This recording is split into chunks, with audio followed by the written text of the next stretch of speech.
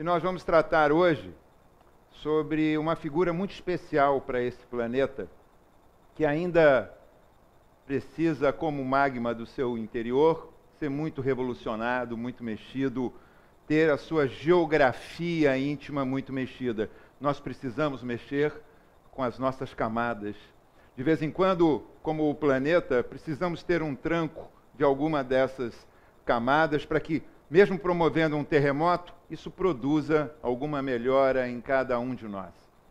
E se falarmos em terremoto, geografia, vamos falar de alguém que aproximadamente 800 anos atrás esteve aqui e causou uma grande comoção no planeta.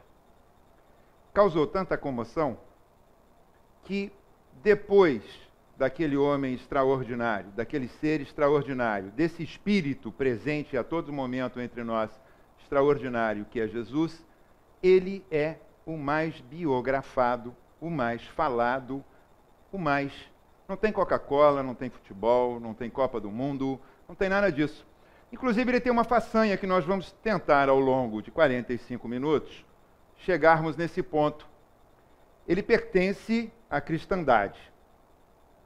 Porque todo aquele que acredita em Cristo vê nesse irmão Francisco a representação, o símbolo maior, mas, sobretudo, o ser que deu prova desse Cristo que existe um pouquinho em cada um de nós.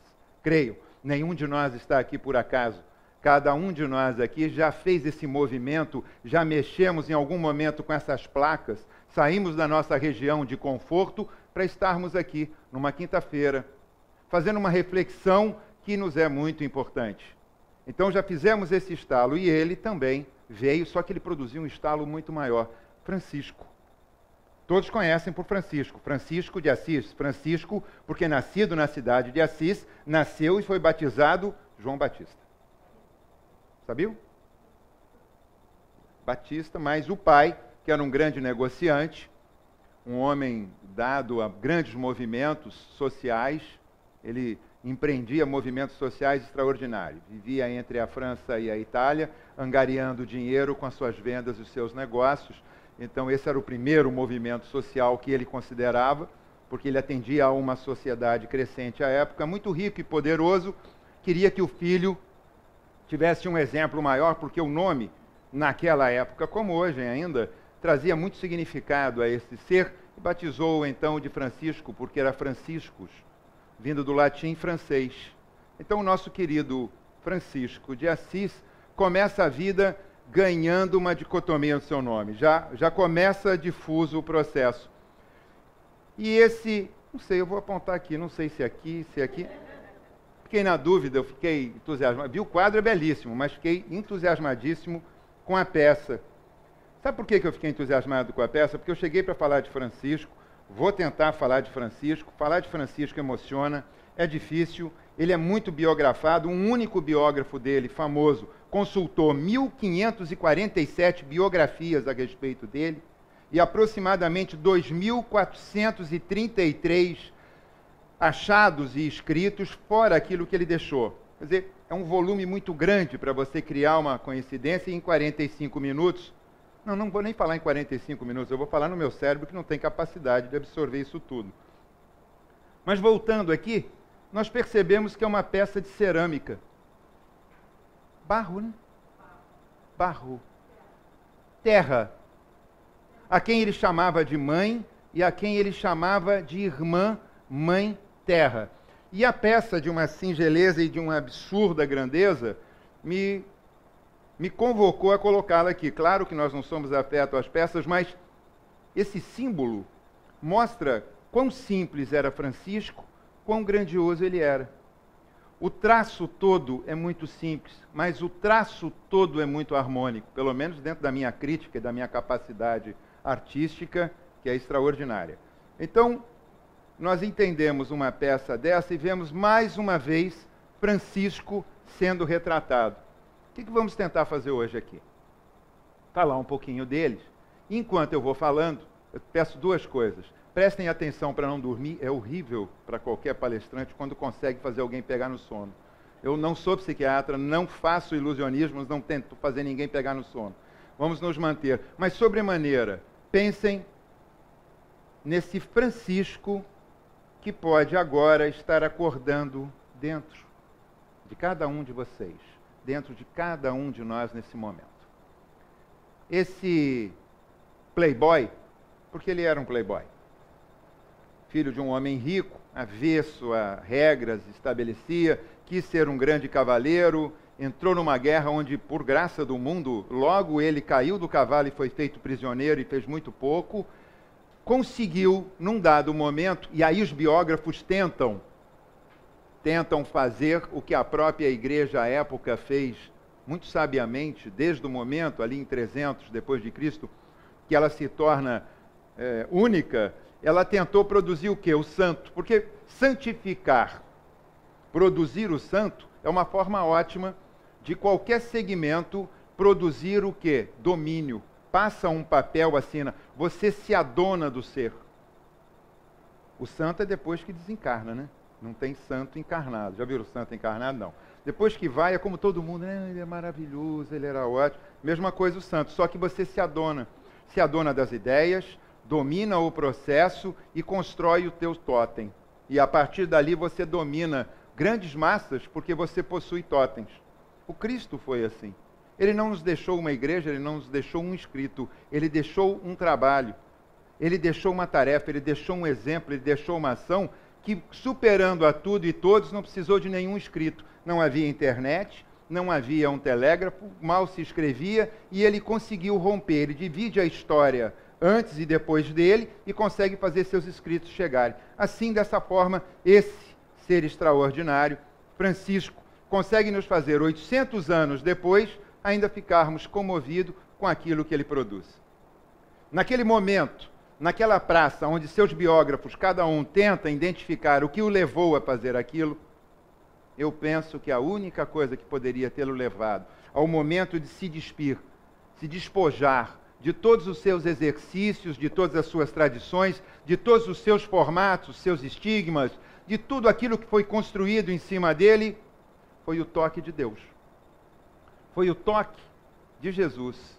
Foi o toque de algo maior do que a expressão dele próprio. Como eu acredito que cada um de nós aqui presente, de alguma forma, já está tocado. Alguém tem dúvida? Alguém tem dúvida que por estar aqui, já começamos um exercício como Francisco em nos despojarmos? Porque Francisco, se a gente pode começar a falar mais solto dele aqui agora, não é o homem que faz uma apologia à pobreza. Todo mundo diz, não, o Francisco, o pobre, o descalço, aquele que era o miserável e andava entre os pobres, queriam fazer dele mais pobre que os próprios pobres. Não. Ele se despoja no seu princípio e passa essa vida curta, 44 anos, embora tenha sido extraordinário, porque para a época medieval, 44 anos, algo como 90 hoje aqui, bem vivido. Ele começa a vivenciar os menos favorecidos da casta, dos maiores. Tanto que na Itália era isso, né? Os maiores, os menores e os médios. Né? Os médios, os comerciantes, aqueles que ascendiam e sustentavam a classe dos nobres, os maiores, os nobres, os menores ou menores, todos os outros. Todos os demais. Naquele planeta ainda densamente pequeno, a grande maioria eram os menores. Nós aqui todos, eu me arriscaria a dizer que somos os médios. Temos saúde, podemos chegar aqui, temos compreensão, temos algum nível de cultura, cada qual aqui desenvolvendo esse acervo. Então, no meio, ele tratava daqueles menores mesmo. Tratava como a casa hoje vai e invade literalmente com luz os espaços menos favorecidos para levar àqueles menos favorecidos conhecimento. Porque conhecimento liberta. E o que ele começa a fazer? Levar um conhecimento com base em quê? Em fé. Em fé. Fé num Deus. Mas não aquele Deus litúrgico que era colocado a quase todos. Não naquele Deus que podia vender um pedaço de papel te garantindo o acesso aos céus. Não aquele Deus que vivia sobre o domínio, como até hoje, de pequenas massas que controlavam grandes situações para terem domínio político e acesso a algo que faz do nosso planeta há muito o seu primeiro momento. Poder e dinheiro sempre andaram próximos, seja qual for a moeda, seja qual for a peça. Então ele se despoja. Ele entende que ser pobre não é aquele que ele procurava, porque aquele era o miserável de nada ter. O ser pobre para ele era, na verdade, despojar-se daquilo que era material e essencial à grande maioria dos que possuíam. E era a vontade daqueles que não tinham, que por equívoco ficavam buscando. Querem ver um equívoco? Por favor, literalmente, por favor. Levante a mão aqui quem nunca pensou em ganhar na loteria. Nunca pensou em ganhar na loteria. Pode levantar a mão. É o equívoco. Porque a busca da fortuna nos toca a todos. O conforto, o bem-estar e aquilo que imaginamos ser o melhor. A gente não consegue levantar a mão e não pensar que em algum momento a gente foi tangenciado por essa busca extraordinária de ter muito. 80% das pessoas que ganharam muito dinheiro rápido e fácil, 100% praticamente perdeu nos primeiros 5 anos. Os primeiros 5 anos. Esgota-se. Easy come, easy go. Veio fácil, embora foi fácil, como diz o americano. Então esse Francisco fala dessa pobreza de não ter o que carregar, de não ter o compromisso do apego com a materialidade. Viver num plano material, num mundo material, mas tentando buscar um equilíbrio. Ele era um maluco. Verdade, ele era um maluco. Porque ele conseguiu desenvolver um amor incondicional pelo próximo. Vocês lembram de alguém antes dele que conseguiu pensar a mesma coisa? A plateia se manifestou. É bom porque de vez em quando o pessoal não dorme mesmo. Fiquem atentos porque ainda tem 2 questões pelas quais vocês vão passar. Nesse momento que ele se coloca nesse formato de amar incondicionalmente, porque todos nós amamos. De alguma forma, todos nós aqui experienciamos alguma forma de amor ou da nossa compreensão de amor. Mas são amores que se sucumbem. Amores que acabam. Ou podem acabar. Ele tinha um amor incondicional. Eu amo a minha esposa porque ela me ama. Amo os filhos porque ali vem uma placidez muito grande. Vou amando os amigos, vou amando os espaços, vou amando o esporte, mas tudo tem uma condicional de troca. A condicional dele era 0. A busca dele era dessa pobreza de espírito.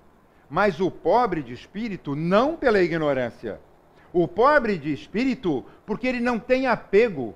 Ele não está ancorado em absolutamente lugar ou situação alguma. Nós conhecemos alguém assim hoje no nosso meio? Algum de nós aqui pode se atrever a dizer não ancorado, não blindado, não apegado, não próximo, não nada de alguma coisa? Não? Todos nós poderíamos chegar aqui e começar a tirar o relógio. Vamos tirar a carteira. Vamos? Não vou tirar a roupa. Não seria justo e não seria correto. Mas naquela posição, quando ele arranca as roupas, quando ele arranca as vestes, ele rasga o homem que até então o dominava para começar uma carreira dedicada a Deus. A esse mesmo Deus que na maioria dos nossos momentos de enfrentamento, de busca, de dor, de desamparo, que nos sentimos sozinhos e vazios, rogamos. E que na maioria dos momentos, infelizmente, quando estamos alegres, fartos, cuidados, com saúde, nos esquecemos de dizer, pelo menos, obrigado. Ele não. Ele busca essa pobreza no sentido de que ele vai fazer o seu trajeto naquele espaço menor, que é o espaço de crer em Deus e amar ao próximo como a ele próprio. E é extraordinário, porque deixou de ser exemplo para ser um fato, porque existe uma diferença. Nós olhamos para exemplos e esquecemos de buscar, não respostas, mas perguntas adequadas que façam entender por que exemplo. Porque entre a santidade e o homem existe uma grande distância. A distância da santidade de Francisco, na verdade, encobre o verdadeiro homem que foi, o extraordinário homem que foi. E como foi há 800 anos atrás, num momento medieval.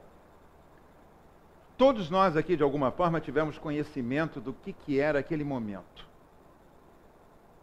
Saía-se da barbárie para ter um avanço para a Idade Média, que todos nós sabemos foi um espaço muito grande na nossa história pós-Jesus de encobrimento de trevas.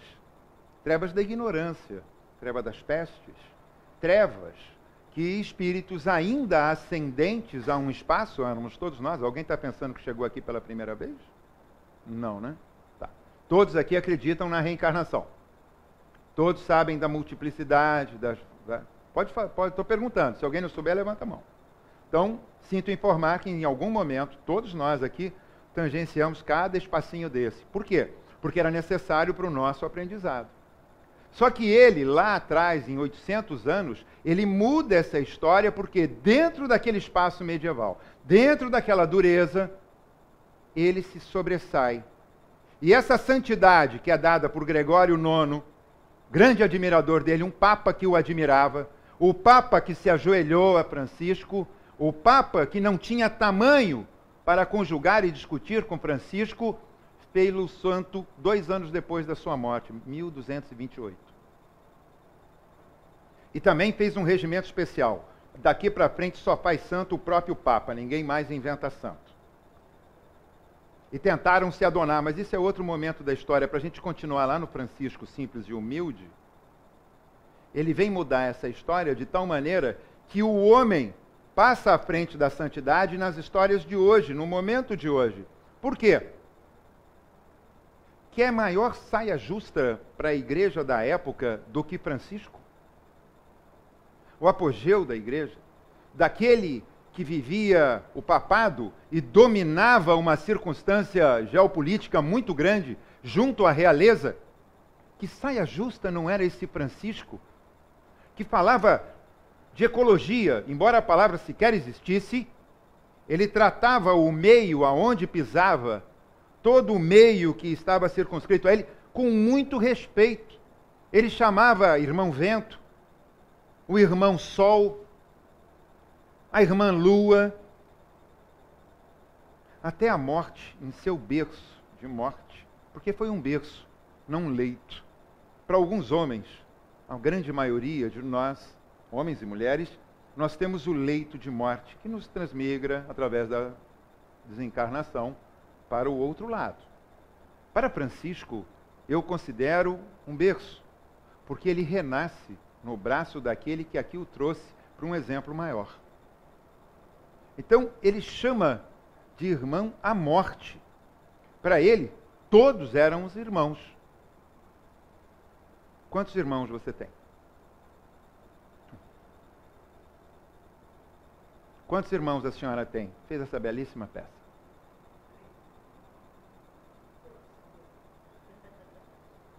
Então. Quantos irmãos você tem? Uma? Irmã. Na prática, sinto te informar, vou te dar 2 notícias horríveis. A primeira notícia, eu li aqui e percebi aqui agora. Você, em algum momento, vai desencarnar. Essa é uma percepção que eu tenho. A segunda é que todos e todas são seus irmãos e suas irmãs. Portanto, sua família é grande, você é repleta de cunhados, sogra, irmãos mais velhos, irmãos mais novos, transviados, bons, todos nós. Todos nós. Foi isso que Francisco marca, frisa na história e consegue romper de um continente dividido entre duas grandes facções, o cristianismo e os muçulmanos, e transmigrar entre isso. Vocês conhecem a história de Francisco no mundo muçulmano? Quem conhece? Ninguém conhece? Conhece. Pode levantar a mão. Sempre que eu pergunto, a pessoa levanta a mão, eu fico feliz da vida, que eu sei que tem alguém que vai poder me corrigir. Francisco, aquele pobre, aquele doente, você sabe por que Francisco foi ficando doente na vida, né? Porque quando ele ia comer, ele dava um pedaço para outra pessoa, que sempre tinha alguém com fome lá. Hoje em dia não, né? O nosso planeta não tem absolutamente ninguém com fome. Alguém conhece alguém aqui que esteja com fome? Alguém conhece? O senhor conhece? Alguém daqui desse lado conhece alguém que esteja com fome? Outra notícia ruim. Sempre há alguém com fome muito próximo de nós. Se essa fome não for do corpo, há uma fome interior muito grande. Portanto, franqueia o que você tem de melhor para dar ao teu próximo. Se você não pode estender um prato de comida naquele momento, estende a tua mão, teu olhar e teus ouvidos. E aí, você sacia alguém e começa a ficar tão próximo quanto Francisco ficou de Deus. Porque para chegar a Deus, pegar em Deus, é necessário que você olhe para o outro. Você não chega a Deus por si. Não diz ali que Deus ajuda a criatura pela criatura? É através da criatura, é através do meu próximo. É um exercício horrível. Vocês estão fazendo um exercício agora assim, dessa maneira. Tendo que me aturar, ouvir e falar aqui com vocês. Não me conhece, eu cheguei aqui pela primeira vez, pego o púlpito, começo a falar e você tem que ficar aí, tem que acreditar no que ele está dizendo. Mas é uma questão de polidez, de educação e de evocação em reconhecer o próximo. Porque o que vocês vieram buscar aqui não é o que eu estou falando, mas é o que o coração de cada um de vocês fala. Vocês não estão num grupo de estudos chamado Francisco de Assis por acaso. Algo maior os atraiu para cá. A começar pela própria imagem belíssima desse ser extraordinário. E que pode resultar, e aí um problema sério, numa grande descoberta para cada um de vocês. Eu vou voltar na história de Francisco com os muçulmanos, eu gosto de ir e vir. É que o pessoal fica curioso daqui, o outro ele não vai falar aquilo, começou, e acho que ele se perdeu. Não. Porque o que acontece é que o conhecimento é libertador. E o nosso comprometimento nos causa esse problema. Abre-se um espaço, você não volta atrás. A tua consciência, a tua memória, o teu ser, começa a viver com tal latência que você não consegue voltar atrás, porque abriu um abismo, só há uma maneira, ir à frente. Quando a Cândida colocou, conhece o Pentateuco, ela está te trazendo informações que são básicas para você conhecer a quem? Não é o Pentateuco, é a você. Porque quando ela diz, abra o livro dos Espíritos e começo a perceber que estou fazendo uma releitura, quem está sendo refeito todos os dias?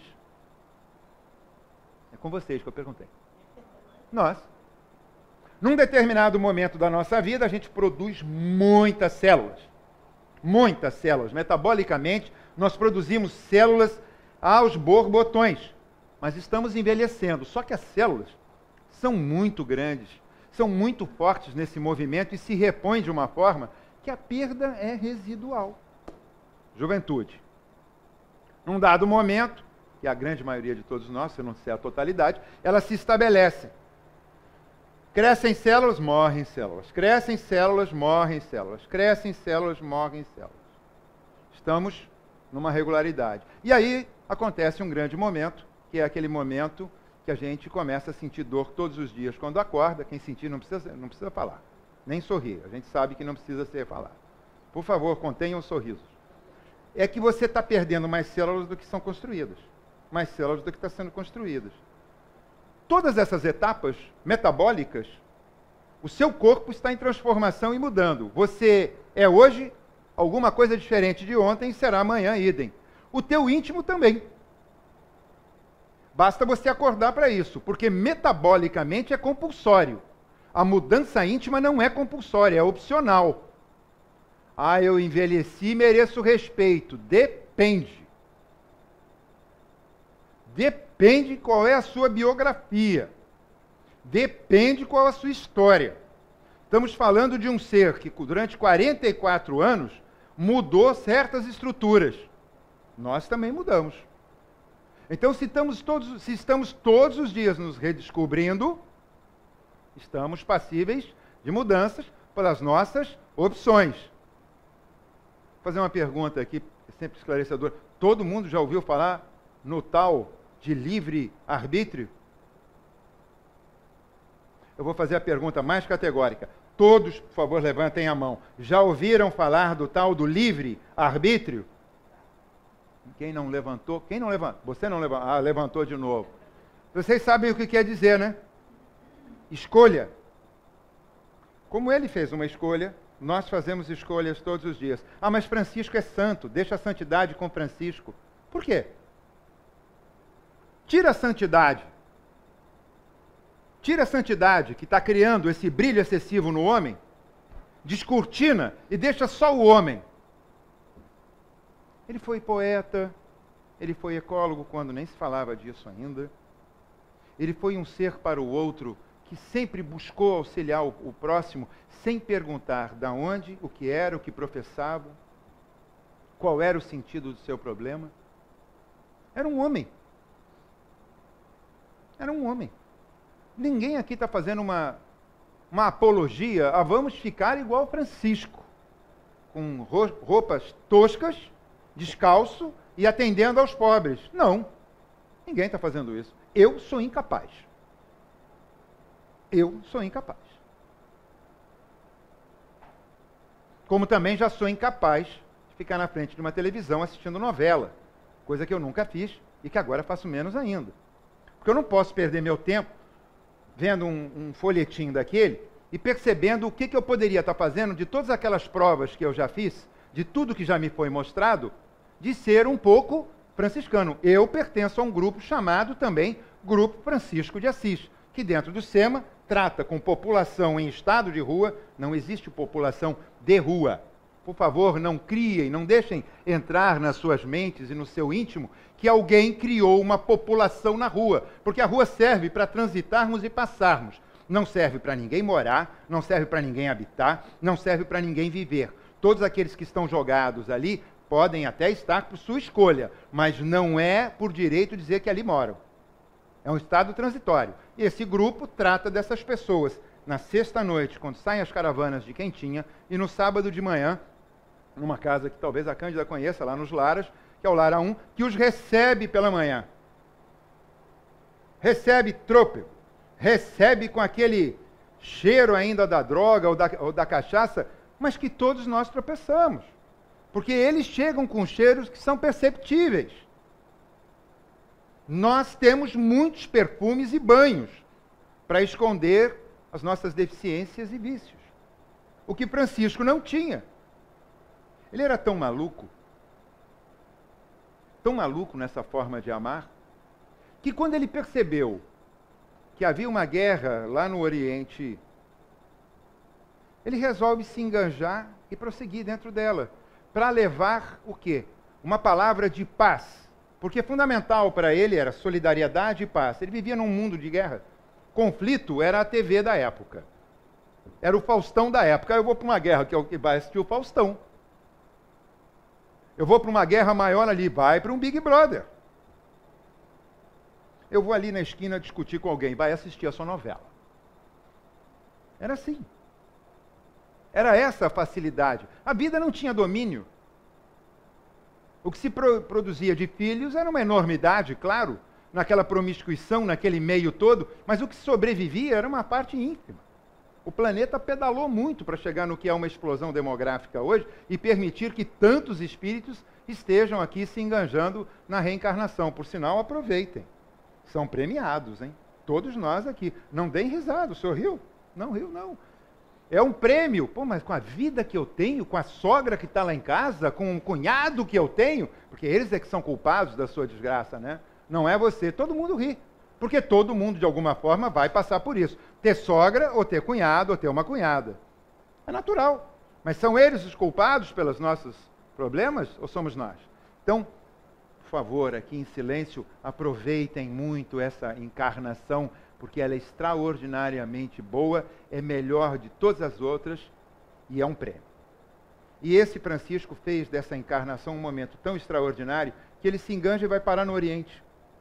Só para a gente conhecer um pouquinho, ele vai para o meio de uma batalha que estão lá os cristãos com suas cruzadas, tentando vencer aquelas barreiras extraordinárias construídas desde o tempo de Saladino, que conseguiu sitiar Jerusalém, tomou Jerusalém dos ocidentais, ficou com ela embaixo do braço dizendo quem quer, paga tanto.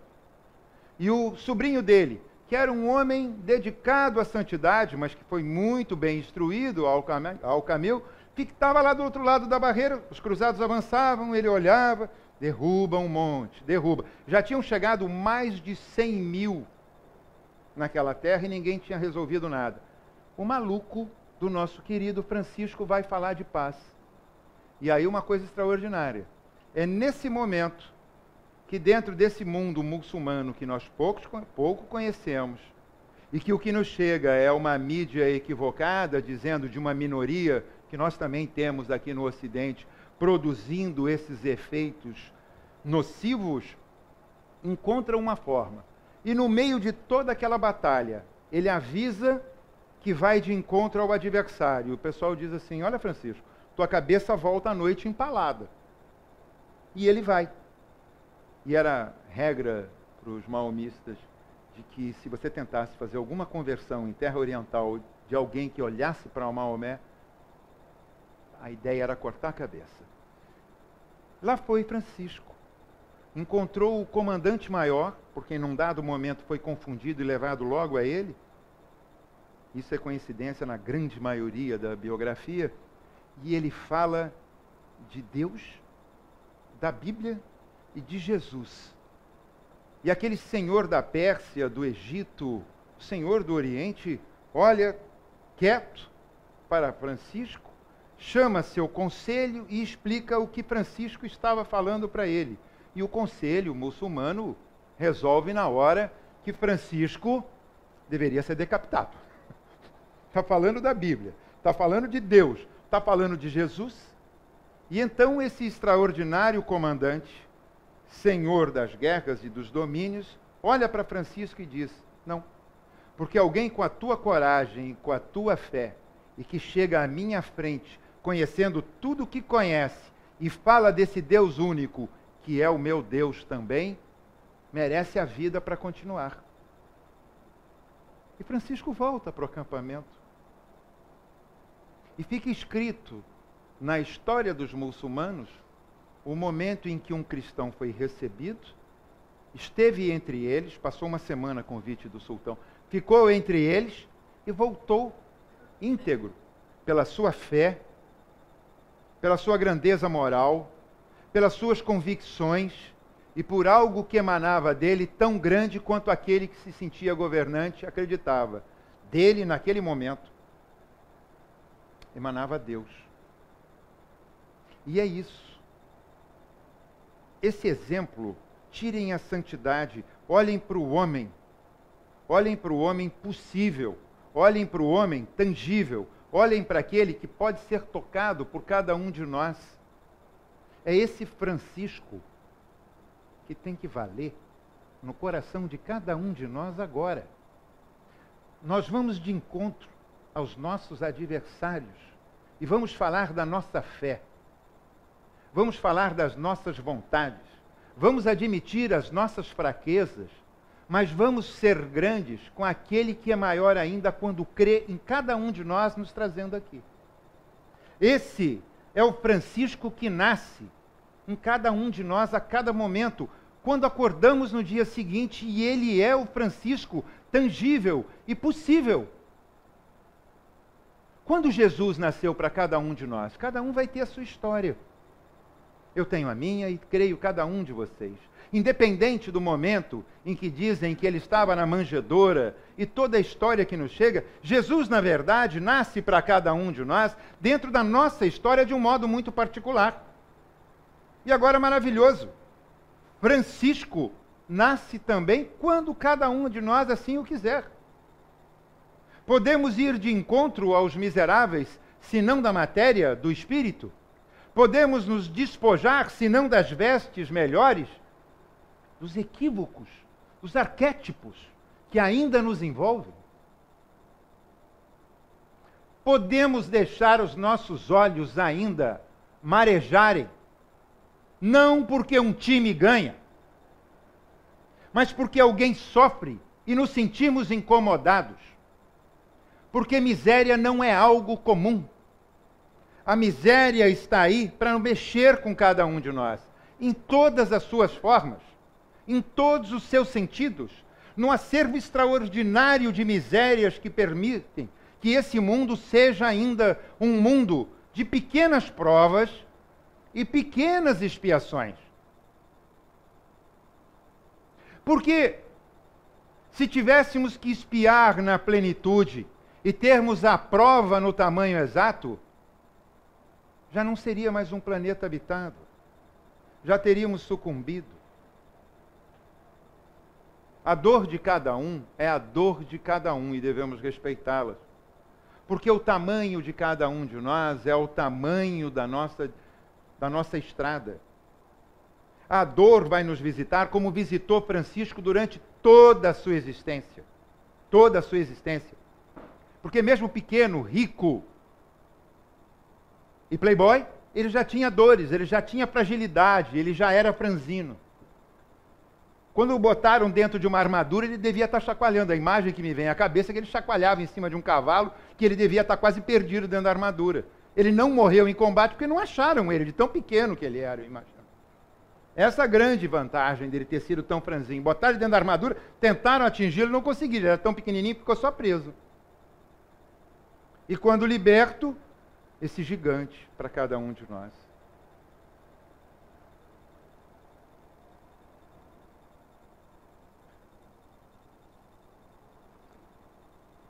Falava com a minha esposa hoje, quando eu lia um livro que chegou à mão.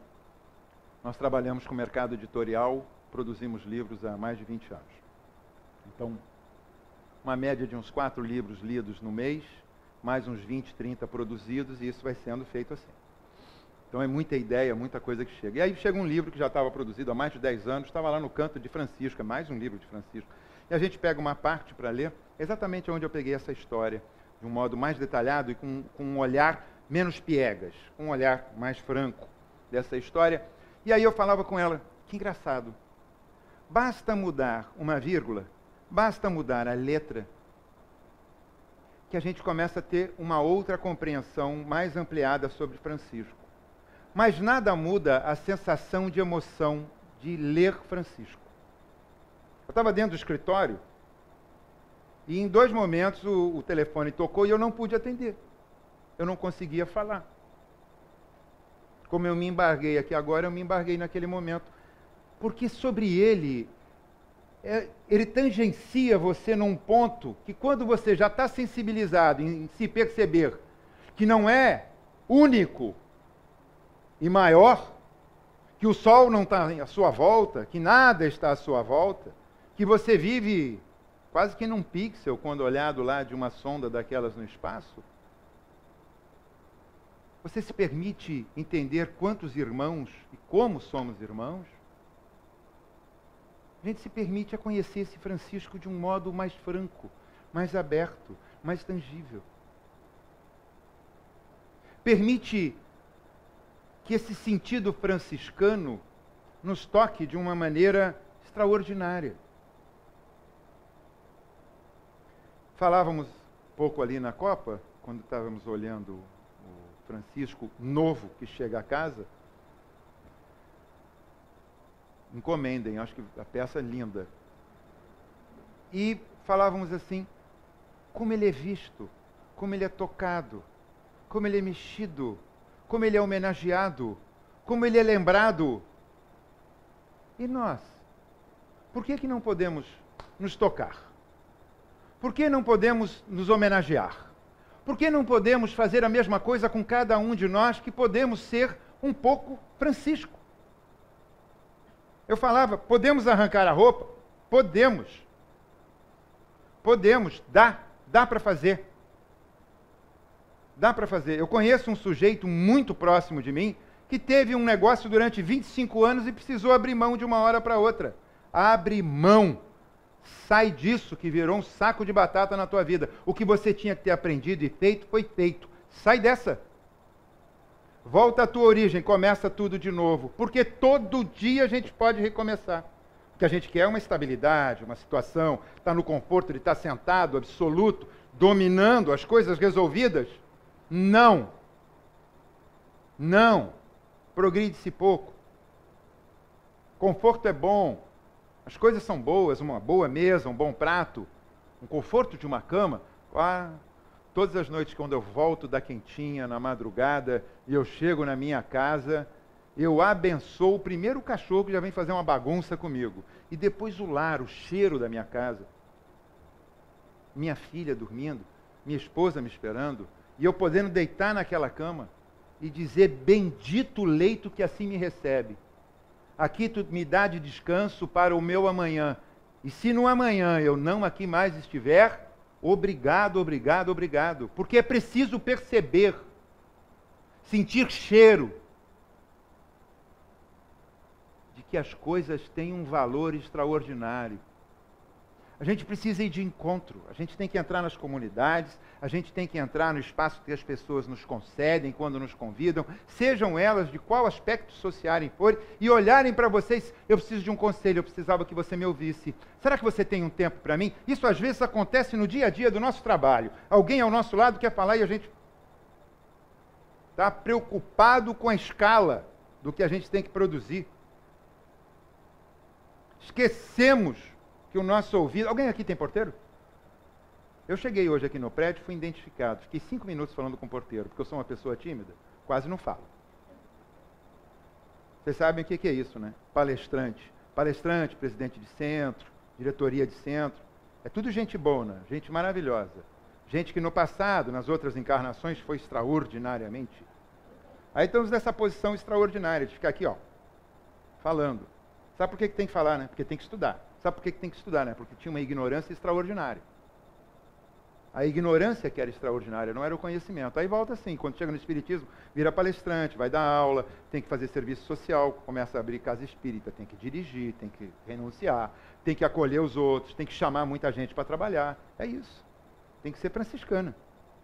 Porque Francisco arregimentava, ele ia colocando. Ele e Clara, cada um fizeram, não falei de Clara, porque no momento não é de falar de Clara, mas dá para falar das Clarissas, porque ela, como ele, criou um seu movimento em paralelo e foi extraordinária. E sinto informar-lhes que não houve romance. Eram almas muito próximas, estavam na sua história, mas vou quebrar a historinha de amor, não existe. Irmão Sol, irmão Lua, tudo bem, até aí vai, mas Clara e Francisco, ele foi o tutor espiritual dela, e ela uma missionária após ele. E lá num momento da biografia, de várias posições, ele diz para ela, diz a Clara para não se preocupar, ela não está aqui agora enquanto estou indo embora, mas eu estarei quando ela for. E ele realmente a recebe.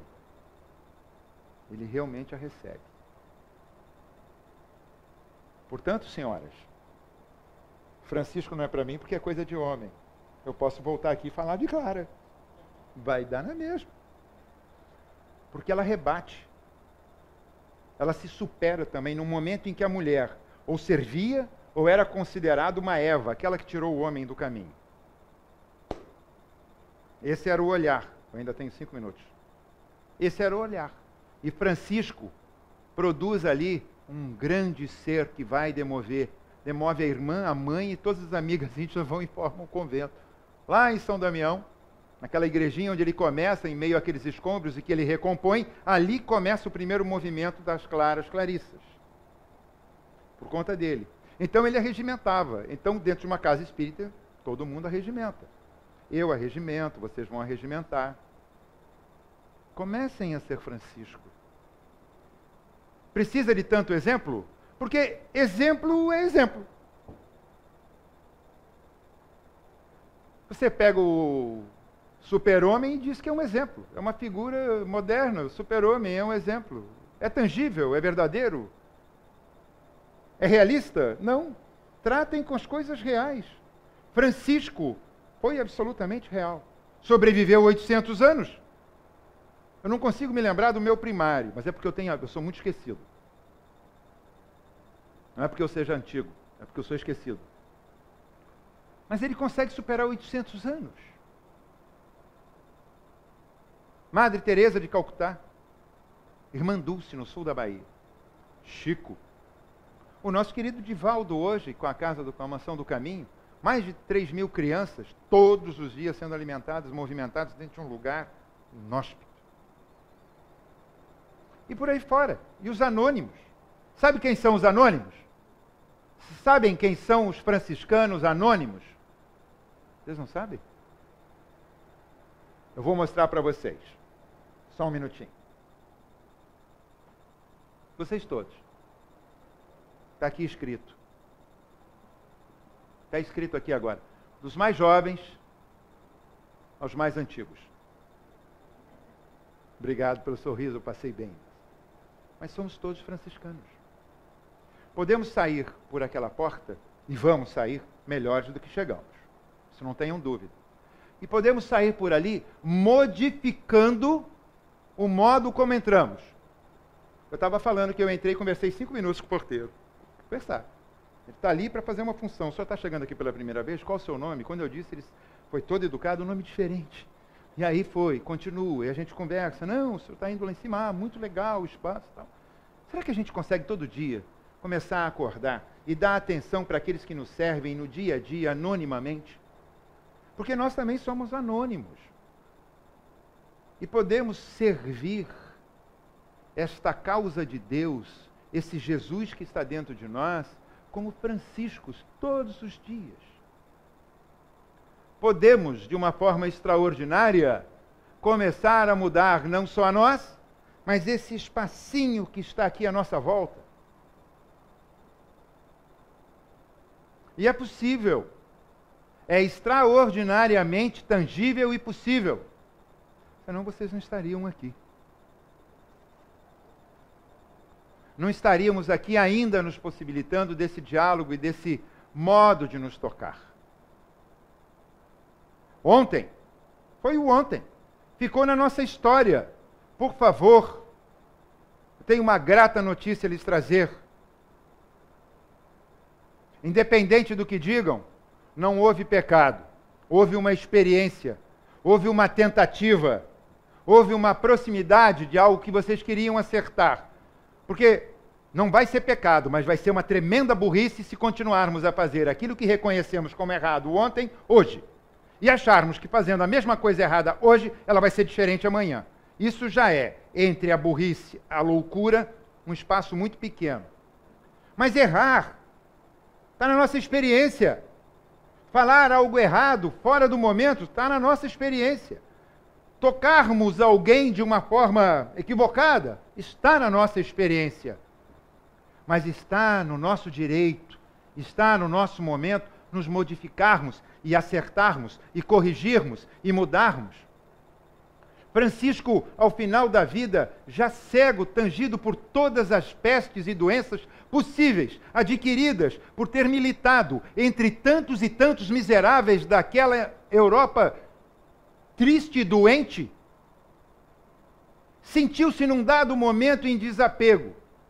E foi um momento em que ele cria uma das primeiras canções em italiano, onde ele consagra o Deus Vento, onde ele consagra todos esses deuses num Deus único, porque são seus irmãos. O irmão Sol, o irmão Lua, a Mãe Terra, tudo mais. Ele consagra ao próximo como a ele mesmo. E vê que o seu próximo é uma continuidade dele e que ele é reflexo de tudo isso. E que naquele momento derradeiro, quando já se entende finado quase nesse planeta, ainda sobre vestes mínimas, ele percebe mais uma vez a grandeza de toda a sua memória. E ele vive a grande alegria de tudo que viu, de tudo que assistiu, de tudo que ouviu, de tudo que percebeu, dos aromas, dos cheiros, de tudo aquilo, reconstituindo, está na sua carta de despedida, reconstituindo dentro dele a fantástica vida e experiência que ele teve. É o que podemos fazer. Em algum dia da nossa vida, vamos levantar e percebermos que estamos leves, extraordinariamente sem dor. Nada dói, tudo está bem. Esse dia vai parecer um dia extraordinariamente bom. Não olhem para trás porque você continua deitado. E aí, nesse momento, para quem tem a oportunidade, todos aqui já viram o Livro dos Espíritos? Todos? Eu estou fazendo uma pergunta para todos. Quem não leu ainda o Livro dos Espíritos, levante a mão, por favor.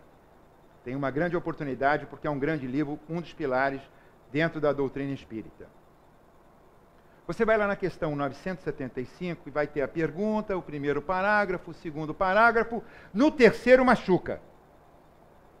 Todo espírito sofre pela felicidade do próximo que lhe percebe e sofre pela dor do que causou de mal? Sim. Sofre e percebe que foi responsável por todo o mal que produziu. Não é o nosso caso. Foi responsável pelo todo o mal com o qual se consorciou. Não é o nosso caso. Mas também, e aí fica perigoso, responsável pela dor que sobreveio do bem que deixou de fazer. Do desamor que ocorreu pelo pouco que amou. E aí será tarde, porque a gente vai entrar na fila, vai escrever o nome. Quando é mesmo que eu... Espera, meu filho, espera, porque tem muita gente para reencarnar. Não vamos esperar, vamos aproveitar. A doutrina é uma filosofia, é um momento de ensinamento, de esclarecimento, para nos libertarmos. Nos libertarmos desse lugar comum que tendemos a ser todos os dias. Alguém aqui toma banho frio todos os dias? Banho gelado, banho de água fria. Assim. Porque a nossa tendência é tomar banho de água quente, né? Como é a água naturalmente? Quente? Aquecida? A gente sai de uma realidade para chegar a tangenciar. Nada contra o banho quente, não. Eu também gosto de vez em quando. Mas a gente tende a um conforto que nos amolece. Vamos sacudir um pouco. Vamos nos exercitar. A gente fica cuidando muito desse shape externo. Queremos fazer um exercício, ficar bonito, esticar, não sei o que. Nada contra quem estica. Tudo bem. Não pode esticar demais, porque aí fica sorrindo fora do tempo. Mas todo mundo quer fazer alguma coisa porque não quer chegar a envelhecer. Vamos envelhecer, sim, porque é natural. Agora, vamos mudar esse shape interno, vamos fazer esse exercício. Vamos ajudar a casa onde chegamos? Passei do tempo, desculpa. Me perdoem. Vamos fazer algo que nos movimente e nos faça ficar tão próximo desse Francisco quanto visitar a casa que o tem como patrono. Essa mudança pode começar no minuto seguinte em que eu me sentar. E vou fazê-lo agora, agradecendo a todos vocês por essa oportunidade, dessa reflexão, desse ser extraordinário que nos brinda dia a dia com esse amor incondicional. Porque, com certeza, faz parte dessa pleiade maior de espíritos evoluídos que permeiam o nosso país em socorro absoluto e permanente a todos nós. Possamos fazer dele não só aquele exemplo que está tão longe, mas o guia que podemos pegar pela mão e dar continuidade nessa nossa estrada, que não é solitária, que não é sofrida e que nos faz buscar sempre a felicidade. Para isso fomos criados. Graças a Deus.